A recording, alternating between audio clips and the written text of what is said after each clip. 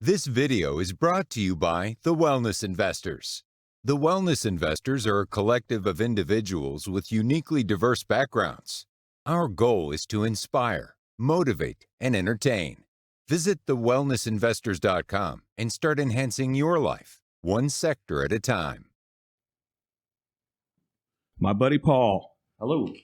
Or Barton. I can call you Barton, right? Yeah, you can call me whatever. You don't have any warrants or anything? I don't believe so. I think you've called me worse. So we can go with Barton. My buddy Paul. We're here in the barn and we're talking parenting. And specifically we're talking about raising girls. You know, I have 3 daughters. I have 11, 9, and 6. And then it's me and the dog. You know, the dog's a boy, but my whole house is women and girls, except for me and the dog. I'm about the same. It's just me and the kid. Yeah. The kid's a girl and cats. And I don't care what sex the cats are. They're all girl cats. And your situation's a little bit different from mine. You're a single father raising a girl. You know, I would say probably even more difficult. Definitely more difficult because I get the help of the wife. So if there's girly stuff that I don't understand, or if, you know, there's some relatability that's just not working, she steps in. Like I tap out at some points and she steps in. So I could imagine maybe your situation might be difficult at times. I'm sure they all come with their own challenges. You get the help of being in a relationship, but yeah, there's give and take with both. Sure. At this point, I still get the question, and I'm 40. So our having kids days are long and gone, but I still get the question of, man, don't you wish you had a boy? And before I had kids, that was important to me. I really wanted my first kid to be a boy, just because being a first-time parent is super scary, as I'm sure you might have experienced some of that. Absolutely. Still am. So I thought having a boy at least would maybe make it a little bit easier for me as being a first-time parent. Like, I'll mess up the boy all day long, and then we'll fix it. We'll fix the rest out later, you know? Yeah, I'll just yell a little bit, straighten them out. Yeah. There's nothing new there. I've done it all before. I'm ready to go.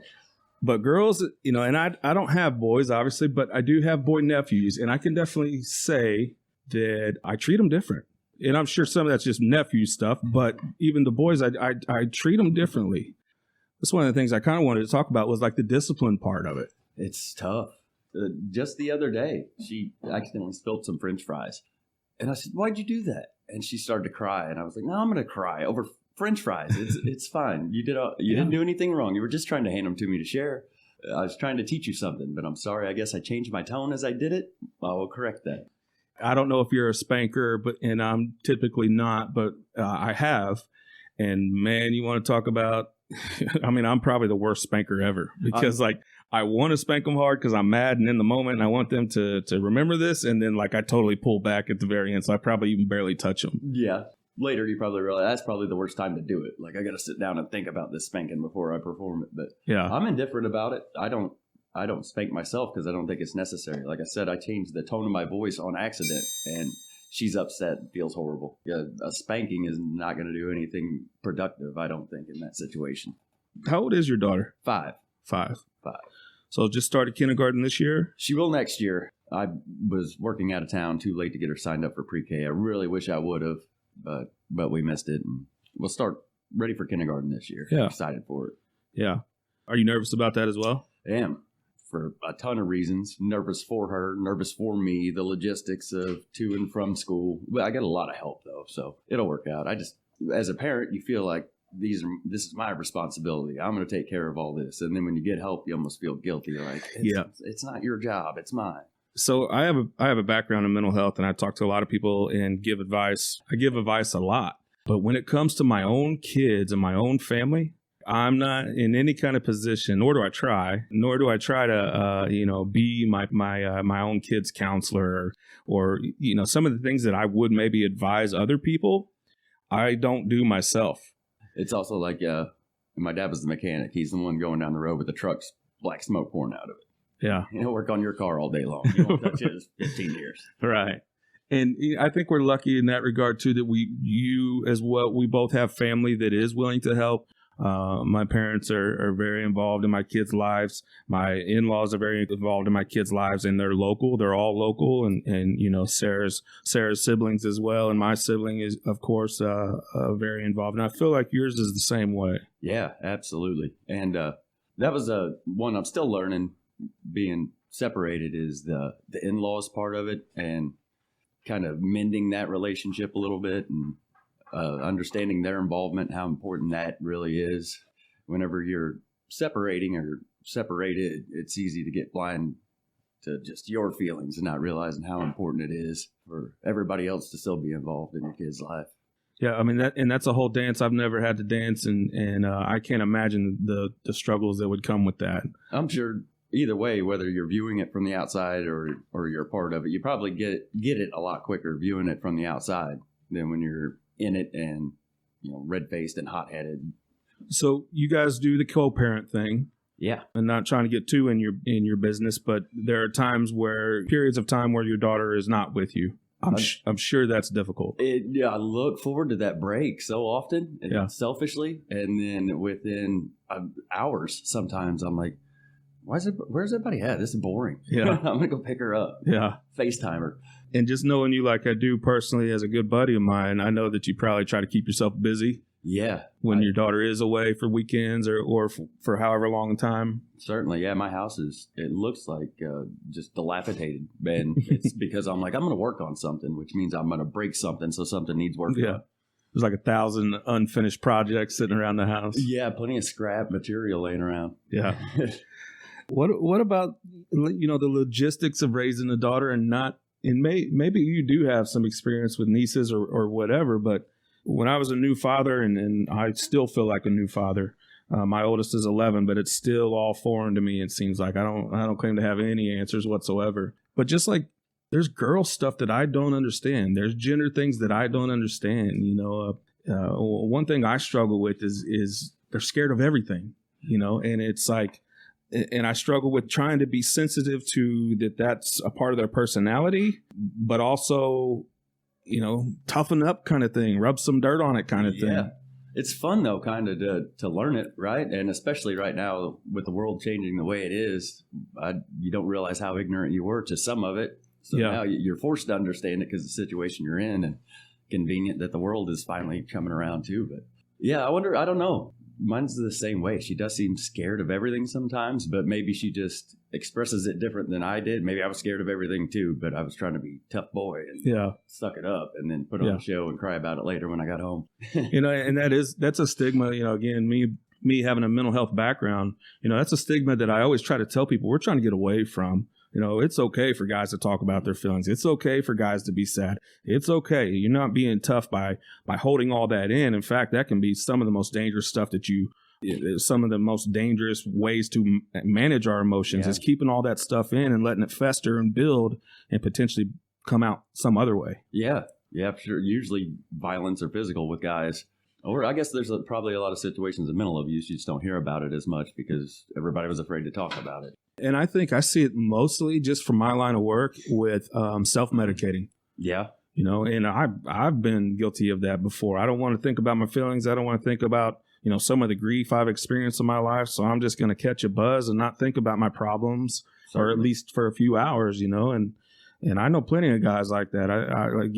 I've been guilty of that. Certainly. There's a ton of ways to compensate, whether it be in some form of self-medicating, whether it be with a substance or physical activities. And they're not all productive. They're not all horrible either. I guess it depends on the amount of time and energy you invest in. Absolutely. How do you manage it with your work? I've been fortunate there too to get a lot of help. It's still touch and go all the time. It's just doing construction. It's not like the job is 45 minutes from the house both ways all the time. Just got to adjust on the fly pretty much and make it work. I wouldn't consider your job the typical 9 to 5 or 8 to 4, right? I mean, you're out of town sometimes. You never know, or maybe you do, but sometimes you don't know where the next site's going to be. Yeah, well, a lot of working through the co-parenting thing has become. We've gotten pretty good about, hey, I'm not going to be around this week for whatever reason, or I'm not going to be able to be as involved. if you don't have anything going on, I think her time would be much better spent with you here. So far, it's worked out pretty well. What about some of the fun things that you guys do? The last couple of years, it's become minimal. We do a lot of board games, which I haven't played board games in forever, but we keep board games around the house, and she's got the tablet and TV and talk a lot. I was surprised by it. I didn't imagine having a boy. I thought, if he had something to talk about, you'd better be throwing a baseball to me while we're talking about it. That's the only time I'm interested. Because that's probably how we were raised, right? Right. Yeah. I was raised, and I'd probably learned half my life lessons with a mitt in my hand or a bat in my hand or football in my hand or something like that. Is it different with 3? Like that whenever you hear, like the first time my daughter and I will have a conversation, sometimes it catches me off guard. I'm like, man, she catches on and knows way more. Yeah. By the time you get to your youngest, are you like, oh, I've had this talk? Because it's our last, she gets treated like the baby. She really does. Yeah. It's very hard for her to do wrong in my eyes. It's very hard for her to, and if my other daughters hear this, they're going to totally be mad at me, but it's very hard for her to do wrong in my eyes. I just look at her as this sweet little thing, and that I'm going to hold forever, and she's never going to grow up, and I'm going to keep her young forever. It's hard to not princess them, isn't it? Yes. And on that note, we're going to take a break. When we come back, we're going to talk more fathering, more raising daughters. We know you guys are out there. We know you're fathering your kids and trying to figure it out like we are. We don't claim to have any kind of answers. It's a living study. It's a living science experiment, and we're going to figure it out together. So when we come back, we'll talk more parenting. This video is brought to you by the Wellness Investors. The Wellness Investors are a collective of individuals with uniquely diverse backgrounds. Our goal is to inspire, motivate, and entertain. Visit thewellnessinvestors.com and start enhancing your life, one sector at a time. Welcome back to Girl Dad. Thank you, Barton, for the logo. Oh, shit. No, that's not the logo. Yeah, it's got to be, right? It's hilarious. Luckily, though, nobody would recognize me with that photo. Yeah. What I miss? It was in the group text. You gotta look at those every once in a while. Sometimes. And we're joined by Chuck, good buddy of ours. Hey. Good buddy of mine. He's also in the club, the Girl Dad Club. 2 of them, buddy. Yeah, 2 of them, and you got a boy too. So you'll be able to give us a different perspective that me and Barton will not be able to. Okay. Everything that relates to boys, I kind of relate it to my nephew, but I'm sure it's different as an actual parent, right? Oh, I'm sure. Hairs in the sink. Oh dear God. I mean, I don't understand. Right? I do not understand how girls have hair on their head. They have to lose half of it every night. It's insane. When I'll be taking a shower or something and it's starting to puddle around my ankles, I'm like, oh, I know what it is. I'll take my toe and just move it over, and there's basically a kitten just sitting on the drain. I don't understand it. I do not brush the hair. There was a time where I tried. That was sort of my designated thing to do to try to help out after showers and stuff. We were kind of talking in the first segment that it breaks my heart to hurt them. Oh, right. And they just kind of almost scream bloody murder when they're getting their hair brushed. Okay. My girl's hair, it's really, really thick. So at some point, I told my wife, I was like, I will do something else. To give me another job to help out with. I don't want to do the hair anymore. Okay. Do you guys do the hair? I probably got $60 in hairbrushes to try to avoid that, and I'm still horrible at it. You don't have to. You have to do the hair. Yeah. She's probably old enough to do it now, but I princessed the shit out of her. And dude, I practiced on a Barbie doll forever to try to do a ponytail. I finally got it. It's not great, but it works. So the ponytail I can do. I'm not sure where that skill came from, but it's the brushing of the hair for me. When they get knots in their hair. And you feel like you're hurting them? Yes. Yes. And then you don't hurt them somehow. I don't know how that makes no sense to me. Mine seems to hurt. Maybe I'm doing it wrong, or maybe it's the brush or something. And I even asked my wife one time, I was like, is there a really expensive brush we can get to kind of do this stuff for us? We have all this high technology type stuff all throughout our house, all the smart bulbs and Alexas and stuff. And I was like, is there an Alexa brush, like something that can just automatically do this for me that I don't have to do it? Yeah. Everything in the world, I swear there's got to be an easier way and you can find it. But when it comes, there's no ponytail maker thing. You just stick their head in and it comes out with a ponytail. I don't think. Yours has got really curly hair too, doesn't she? Oh God, yes. Yeah. Yeah. You know what she said?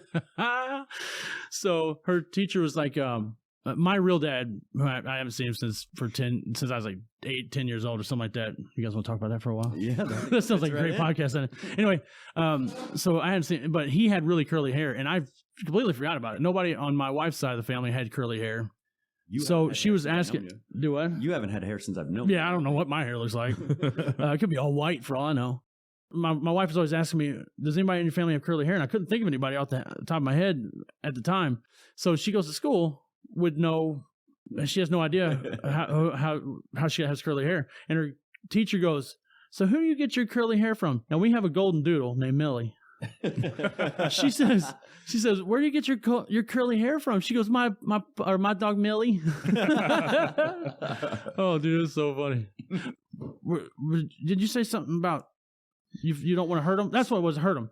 So we did talk about discipline in the first segment. Okay, well, let me weigh on. Let's go ahead and talk about it again, because we were talking. What we said was like, I have spanked, but I wouldn't consider myself a spank. But so when I do spank, you know, I'm ticked off, rear back, I'm ready to go, and at the very last millisecond, I pull up and just kind of barely touch them. So I don't even know how effective it is, and I try not to do it. Obviously, the fear.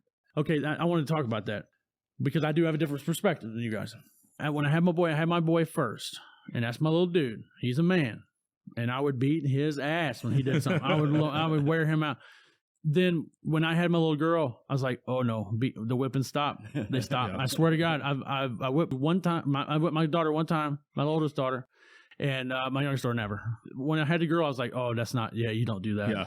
There's actually been times where I've been super mad and I wanted to whip him, and I go to your mom and get whipped. I kind of punted to her and it's like, hey, you go, you do that. I can't, you know, and I'm a bigger type guy, you know, so like the thought of me, you know, putting my hands on one of my angels, you know, even as mad as I get, you know, I obviously want to at times, but man, it's tough to do. Yeah, it's awful.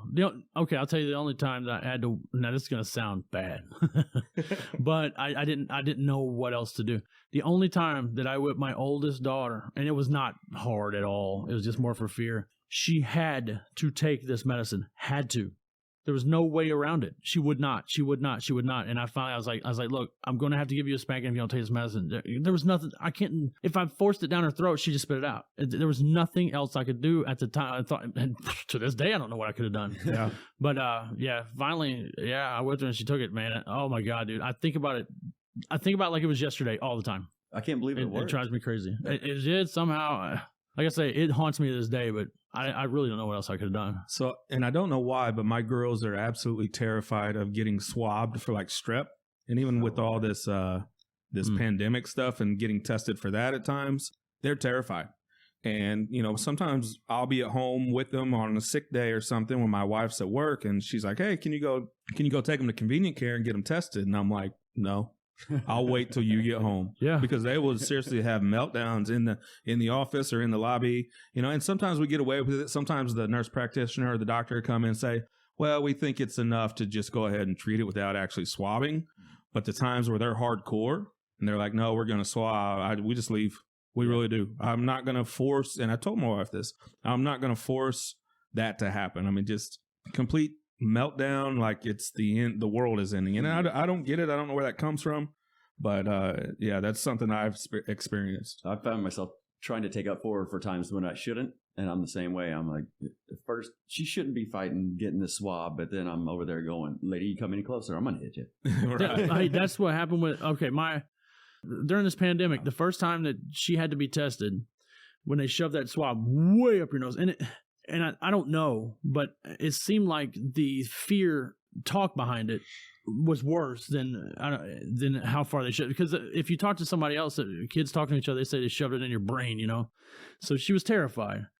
And so I'm giving the nurse kind of like hey, you know, it's not. I said, you guys don't do the old way anymore, right? With the shoving up the nose and stuff. She's like, oh yeah, we do. I go, I was like, good God, lady, don't say. I said, yeah, but you don't have to shove it like way far up. And she goes, oh yeah, it's gotta go way. I'm like, lady, what is your problem? She doesn't have kids, I bet. Yeah, apparently not. Yeah. So she was just the nurse, but then when the doctor come in, she goes, okay, the doctor will be in a second. And I told my daughter, I go, hey, I gotta go outside real quick.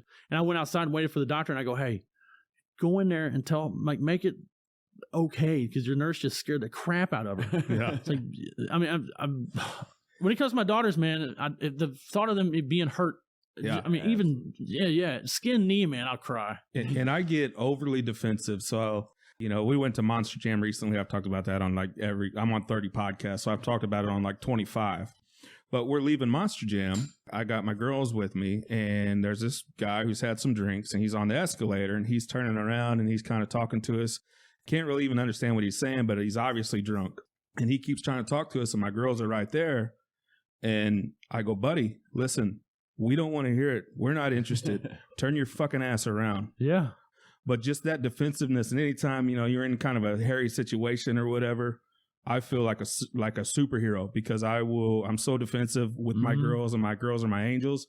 I would not want to be the guy that would ever try to rob us or something. Yeah. Right. Because when it does come to my girls, there's a different thing that kicks in. It makes you feel bad for the times when you were younger and you did dumb shit like that. Cussing and stuff in front of people's kids and stuff. Yeah, once you have your own kids, you're like, man, I want to do that. I don't feel bad for about anything. I've ran naked. I've done the dumbest stuff. And that's the stuff I look back and I'm like, man, I should have done that. Yeah. And especially at games, I take them to hockey games or whatever, and there's some drunk kids behind us, and they're doing this and that, and they're having a good time, and they're not thinking it just because they're not in those shoes yet, but they're going to be in those shoes one day, and they're going to understand. But yeah, I definitely get defensive when it comes to my girls. I hope I can break that or know the balance whenever they go to school. And I don't want to be that parent that shows up and tells the principal, no, you're wrong. Yeah. Yeah. Oh, yeah. And your daughter ain't going to want that either. They love it when you do that. Yeah. You show up and just start making a scene. They love it. You smell like alcohol. They love that. All the other kids don't talk about it at all. It's fine. We're homeschooling now. Go get your hammer. Yeah. Do you help with the math homework? I do flashcards. Oh, that's right. Yeah. Okay. So mine is, my oldest is a freshman. And last year as an 8th grader, I used to be good at math. I was a top 10% student. I was really smart, but it's been a long time since I've done that stuff. And I was so proud that I did it. I was texting you guys. I was sending you guys pictures. I'm like, I just did this problem. This one right here. I was really impressed with myself. So, but the harder it gets, the freshmen and stuff like that, it gets harder, buddy. You haven't seen it in a long time. X equals this, blah, blah, blah. And you're like, oh, boy. It seems like some of it's changed, or maybe I just misremember. And I don't understand that. Math is math. How the heck is it changing? It is changed. It's the process has changed, how to get from A to B. That's going to be hard to learn. You're talking high school stuff. I seriously have difficulty with my 3rd graders' homework. Yeah. Because of the process at all. And I'll start to do it, old school way or whatever they call it way. And, rounding and carrying the one, carrying all that. And she's like, no, this ain't right, Daddy. I'm like, no, this is right. I'm pretty sure this is right. That's probably what the problem, because I couldn't get her to understand, but I bet I was going at it a different way and getting to the answer than she was, because she couldn't understand the way I was getting there. And I was like, I don't understand how we can completely change math, but we still can't involve metric system in there. Yeah, ridiculous, right? Here's one thing that I have a problem with in math.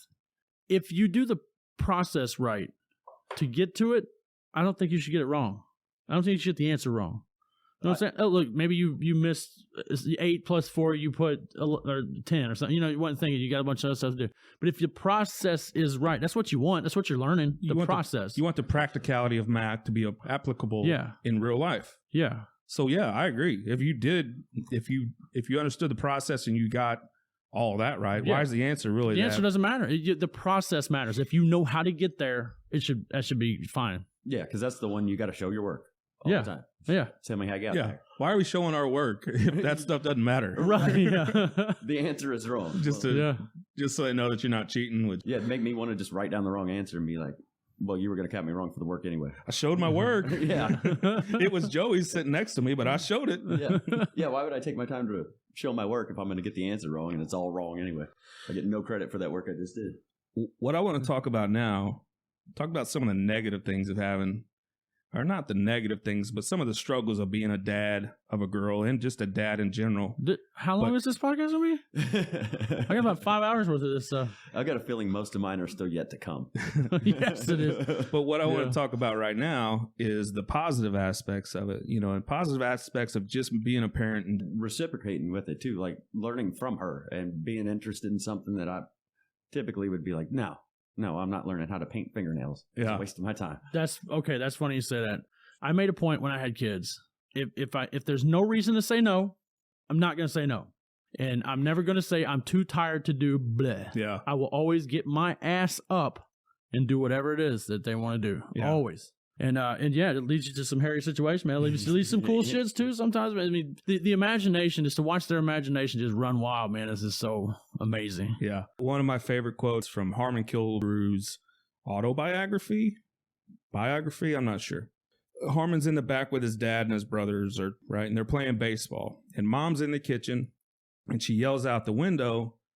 Harmon's dad is Larry, you're killing all that grass out there, because they were playing baseball over and over and over, and they were making a little diamond in the backyard and whatever. And she goes, Larry, you and those boys are killing the grass out there. And Larry goes, we're raising kids. We're raising boys. We're not raising grass. Oh, nice. One of my favorite quotes about parenting, and maybe even just life in general, really. Like, it's the experience. It's, that stuff doesn't matter that much. You're worrying about the here, now, instead of the whole picture. You're worried about the small thing instead of the big picture. That's a good quote. Show the effect that you'll have on your kids when you make moments like that. Like, who knows what he didn't mention about his dad? Oh, yeah. But he wanted to make sure that was in the biography. It's true for life. It did. Another thing that I've kind of encountered is me and my wife, we've always wanted to visit New York City. Never been. Always wanted to be. It's sort of just something that we've always wanted since we very first started dating. And a couple of years ago, we were like, I think it's about time. The girls are old enough. It's about time that we take that trip to New York City. Well, the summer after that, we rented an RV and drove all the way out across the country and came back. And it was one of the best couple of days of my life.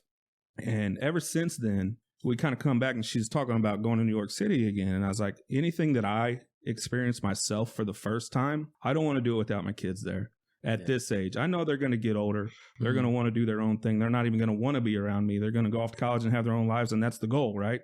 To have productive lives and healthy and happy and all that. But at this age, there's nothing new in the world that I want to experience that's good and positive that I don't want them to experience.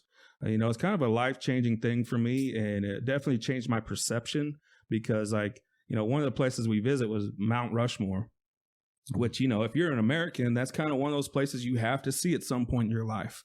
And when we got there, it's really just a carving on a rock on the side of a mountain. But the gravity of the situation kind of took hold, and I'm glad I had sunglasses on because as I'm sitting there with my daughters and my wife as a family, we just drove all the way across country, and I'm looking at it and I'm feeling patriotic and all those feelings that they want you to feel, and it's really a beautiful thing to see. Feeling real Clark Griswold. Yeah. I'm watching the whole movies and fall through the roof.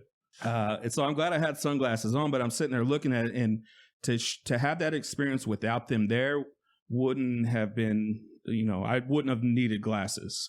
Love my wife dearly, but if it's just me and her sitting there, I might feel patriotic. I might go like fly an eagle, something like that, or probably some eagle wings. I'll tell you, from having older kids, I will tell you this: enjoy it, because there's like a natural evolution of them just pulling away at a certain point. Yeah. And you just got to go with it, man. You can't just keep them there and tie them to you or whatever. It's just, it's a natural evolution for them to just wean themselves off of you. It's crazy. You see it happening. And I think that's part of it because my 11-year-old is starting to get to that. Yeah, that's about when it is. I like that she is having some independence and she's having her own personality and she's decorating her room like she wants. And she's getting into things that maybe I don't understand, but it's, it's fun for her. But I think that's part of it is that I'm starting to see it happen and I want to hold. That automatic response of I want to hold on to them and make my babies forever, but seeing them become young ladies themselves, we're kind of in that time area. It's cool when you see them into something that you didn't influence. Yeah. You're like me. I wonder, how did they get into that? What did they find it on their own? Did they hear it from a friend? Or I just like to know stuff like that. Just it's kind of cool. You're receptive to you trying to get involved in that, like trying to learn it with them, or they're just like, to a certain extent. Maybe not 11, but at 8, 9, yeah. They're still your little babies. About 11's when they'll stop listening to you. Yeah. At about 11, 12, they'll just like whatever you say, your life advice or whatever. That's not you're an idiot. So I gave my first saxophone lesson the other day, and I don't play saxophone. How in the world? I don't know you play saxophone. Okay. Right? They think, Daddy knows everything. Yeah. So they get a saxophone. One of them gets a saxophone for Christmas, and they're like, Daddy, teach me how to play saxophone. And I'm like, gosh, damn, I got to learn how to play saxophone. So when they're asleep or, whenever, I'm running and hiding and watching saxophone lessons. And then I come back and I know everything. So I'm like, this is a C, this is a note, but it went horribly. Hey, you taught them more than they knew before, though, I'm sure. Yeah. That's the thing with like math. Whenever my oldest, she asked me to help her with math. I'll go, well, like, what are you doing right now? She'll go, integer, I don't know, she'll say some math word. And I'm like, oh, okay, yeah, I know exactly how to do that. Run I go, hold on a second. I gotta go cut my toenails. I don't know, make something up. Run in the other room and I'll figure it all out real quick. Get on the internet. I'm like, I don't even know what that means. It's a handy tool. Yes. Oh, yes.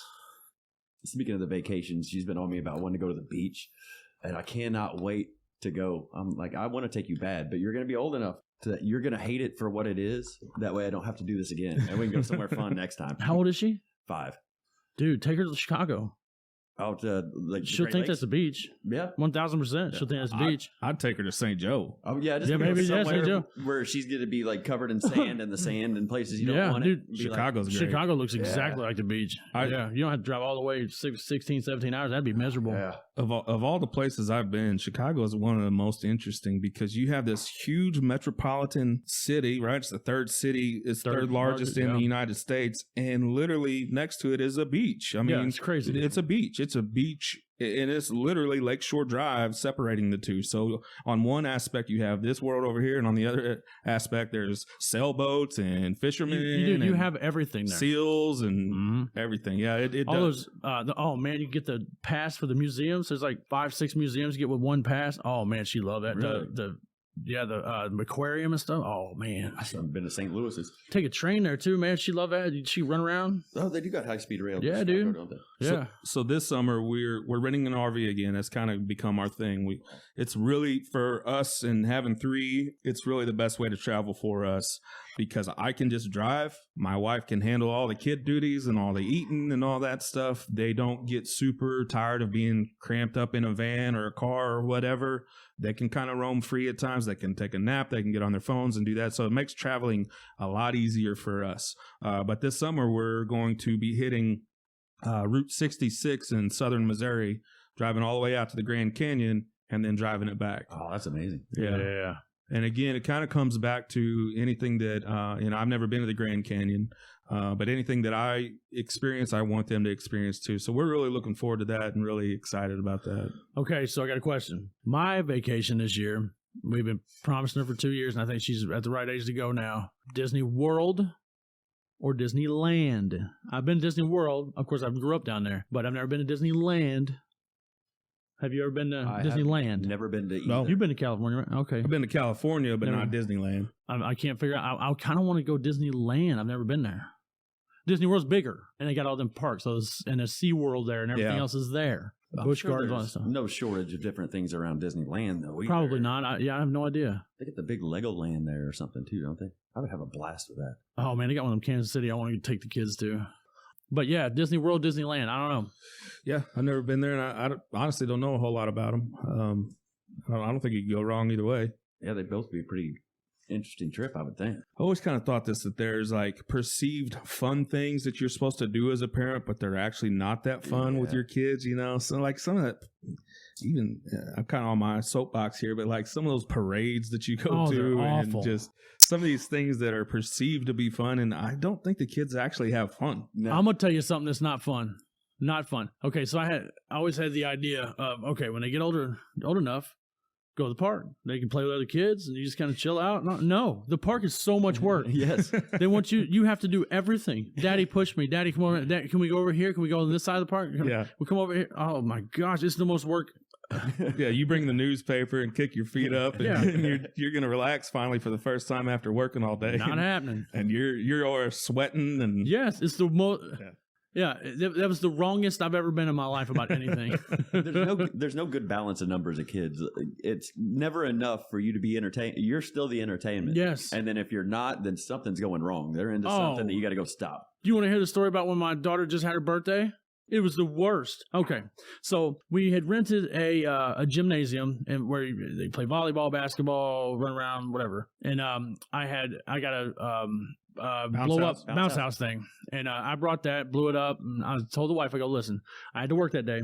She had to set it up. She had to do all this stuff. I said, when I get there, the 2 hours that we have it rented, 3 hours, whatever it was, you kick back, just have fun, just eat cake and whatever. I will run around, shag balls. I'll get the girls stuff to drink. I'll do it all. Keep the bounce house blew up, whatever. I got the grunt work, no big deal. So, okay. So that happened. And I blew up the thing and I kept trying to keep that blown up. And then I was trying to shag the balls and get the water. And they're just like, yo, hey, over here. Keep the balls blown up. I was working my ass off, killing myself. Like, oh my God. So then 8 of them was going home with us. So 4 rode with me, plus my daughter. 8. Yes. Yeah. That's a lot. Now, these are 8-year-olds, by the way. Now, on the way home. One, you don't need that many. Yeah. After 2, I mean, now you're just being greedy. Yeah. 8's too many. There's not 8 people in the world that I like enough to be around. Yeah, there's no way that you're all friends. It's the worst. It's the worst. So on the way home, now first of all, while I'm shagging ball stuff, they're just griping at me the whole time, like, hey Chuck, what are you gonna get mine next? I'm like, I'm trying. Okay, I'm trying. I'm being cool. I'm trying. Like you're the hired help or something. Yes, it's unbelievable. I'm like, hey ladies, I'm paying for all this stuff. Why don't you chill out? So on the way home, they are griping at me all the way home, telling me how to drive at 8 years old. They're like, you need to stop right here. You should have took that right back. I'm like, what? You don't even know where we live. What are you talking about? So I've dealt with that on the way home. So I get home and I am waiting for my hand and foot. My wife goes in the bedroom. I told her, I said, go in the bedroom. I'll handle this. You handle everything else. Just go in the bedroom and chill out. She did. And I mean, waiting on them hand and foot. I'm running over there and they're griping at me. Blah, blah, blah, blah. So I was going to put a projector in the living room. So I put the projector screen up and I said, ladies, I'm putting a movie on, putting a projector screen on, and it's not ready yet. I have to get it set up. I have to get the it not blurry and all that stuff. And brought the computer in and all that stuff, set it all up. And right when I put the screen up, they go, movie's starting. I go, no, movie's not starting. Movie's not starting. I go, hold on. No. Everybody, no. Like I said, there's 9 kids there. I go, it's not starting yet. Just chill out, you guys. I'll tell you when it's ready. And so then every move I made, if I turn the projector on, it's starting. No, it's not starting. It's not starting. You guys chill out. So they were all over me. And so then I'd have to have it playing for a minute and I'd adjust it. So it'd be playing the movie and then I'd stop it and they go, hey, what's wrong? I go, it's not starting. The movie's not starting. Just chill. You guys just play. Chill. There's a lot of stuff to do here. And that kept on. And finally I got to start. I'm like, oh God, thank you. And so then the last thing I'm doing is I'm getting a popcorn. And I'm making bags of popcorn, one after the other. And we had it like these cotton candy like popcorn, purple stuff, and then we had the butter popcorn. And so I want the butter, I want the purple. I'm just gonna make a bunch of both of them. I go, it's all fine. It's all fine. And so they're on me. I want. Can I have tea instead of water? I'm like, you guys. Oh my God, I'm losing my mind.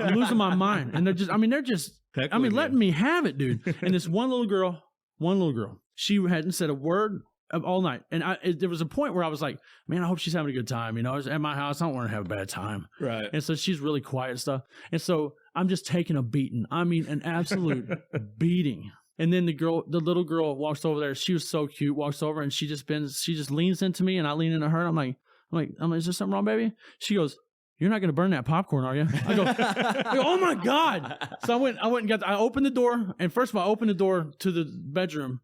I said, first of all, who sees Dad? She goes, why? I said, because I'm going to beat him to death. I said, that girl is getting on my nerves.